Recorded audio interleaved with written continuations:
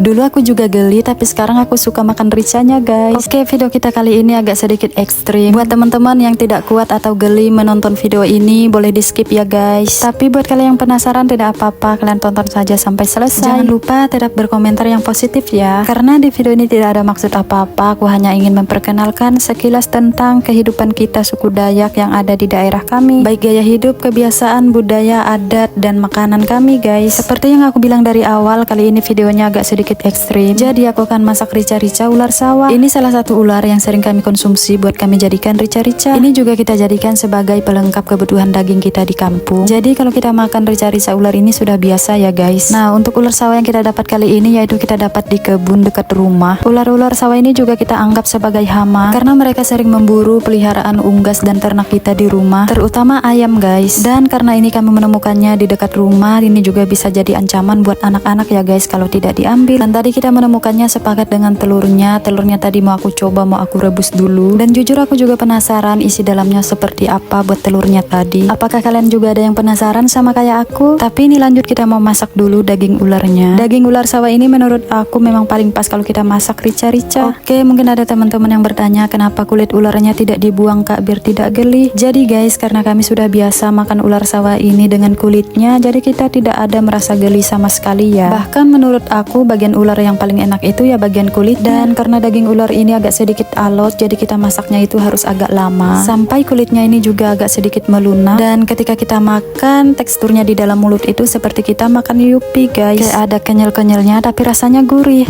Nah, singkat cerita ini rica-ricanya sudah masak guys, dan aku sudah tidak sabar mau coba. Apakah ada teman-teman juga yang mau coba? Sini ayo makan bareng. Jujur sebenarnya dulu aku juga geli makan ular ini guys, tapi karena anggota keluarga aku tuh rata-rata pada suka, jadi ketika mereka masak dan makan ular ini terlihat sangat enak sekali. Dan akhirnya aku juga coba icip-icip sesekali dan aku rasa enak, akhirnya doyan.